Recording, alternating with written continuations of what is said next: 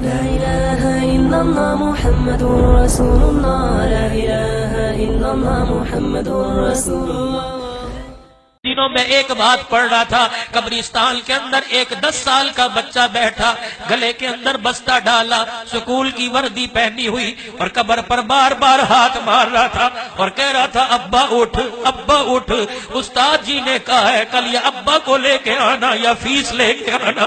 اب بتا میں ابا کہاں سے لاؤں، فیس کہاں سے لاؤں؟ ساتھ والی قبر پر ایک بندہ بیٹھا موبائل پہ بات کر رہا تھا اور کہہ رہا تھا میں نے باپ کے قبر کے لیے پھولوں کی چادر کا آرڈر دیا تھا، ابھی تک آئی کوئی نہیں۔ وہ قبر پہ ہاتھ مار کے کہہ رہا تھا نہ ابا ہے نہ فیس ہے، ابا میرے ساتھ چل میں گھر نہیں جاؤں گا۔ یقین جانو ساتھ والی قبر پر بیٹھے والے نے سنا اور اس نے فون پر کہہ دیا پھولوں کی چادر نہیں چاہیے، پھول تو میرے پاس بیٹھا ہے۔ اس نے جیب سے پھولوں کی چادر کے پیسے نکال دیے اور نکال کے اس یتیم کے ہاتھ میں دے کے سر پہ ہاتھ پھیر دیا۔ انہوں نے کہا بیٹے ابا نہیں آئے گا، ابا نے فیس بھجوا دی ہے، جا جا کے اپنی فیس کا انتظام کر۔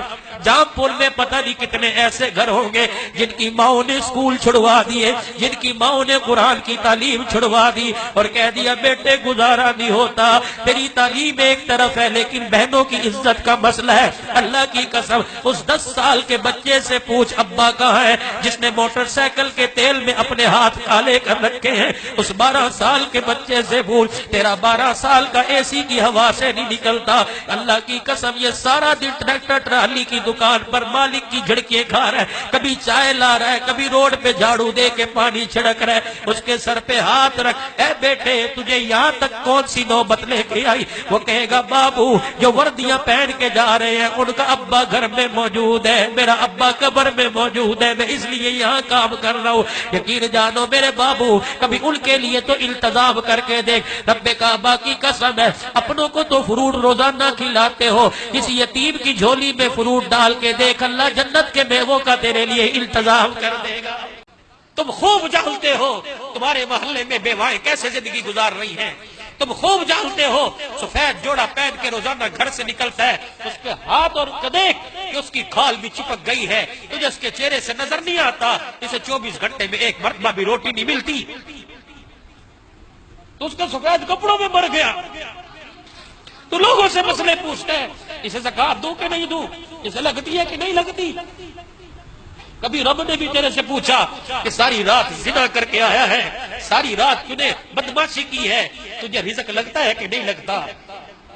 جس نے ساری رات سجدے میں گزاری اس نے صبح اسے بھی کھلایا، اور جس نے ساری رات شراب کے اڈے پہ گزاری اس نے اسے بھی کھلایا۔ رمضان المبارک آ رہا ہے، پتہ نہیں کس کس گھر میں یتیم ہوگی۔ اللہ ابا ہوتا تو ہم بھی گوشت روزانہ پکا کے افطاری کا انتظام کرتے۔ اللہ یا تو دال کا انتظام کوئی نہیں، ان یتیموں کے گھر کے اندر، اس بیوہ کے گھر کے اندر مہینے کا راشن پہنچا۔ اللہ کی قسم دعا کے لیے تجھے مسجدوں میں کہنے کی ضرورت نہیں، تجھے شب قدر میں دعا کرنے کی ضرورت نہیں پڑے گی۔ روزانہ جب یتیم افطاری تیرے مال سے کریں گے عرش عظیم خود بخود ہلے گا، دعائیں خود بخود ہونے لگ جائیں گی۔ چپکے سے راشن کی تھیلی لے کے بیوہ کے دروازے پہ رکھ اور دروازہ بجا دے اور وہاں سے نکل آ، تاکہ یتیم تجھے دیکھ کر روزانہ تجھے سلام نہ کرے۔ لکھ دے اور دے آ، دروازہ کھلے گا، تھیلا پڑا دیکھے گا، اے اللہ کون دیکھ؟ اللہ فرمائے کہ میرے بندوں میں سے دے گیا، اے اللہ جس نے مجھے دیا اس کی نسلوں کے رزق کا انتظام کرتا۔ ایک مہینے پہ اللہ نسلوں کے رزق کا، ایک وقت کی روٹی پہ نسلوں کے رزق کا انتظام، یہ نیکی ہے، یہ نیکی ہے۔ باپ مر گیا دوسرے دن 4 دے کے پکا کے مجمع، یہ کوئی نیکی ہے؟ یہ نیکی نہیں ہے۔ ٹھیک ہے یہ نیکی ہوگی اپنی جگہ، باپ مر گیا، پتہ نہیں اس علاقوں میں کتنے علاقے ایسے ہیں جہاں اتنے بچے پانی کا مٹکا اٹھا کے 2 میل مٹکا بھرنے جاتے ہیں، وہ موٹر لگوا، وہ کنواں کھدوا دے، پھر تجھے دعا کے کہنے کی ضرورت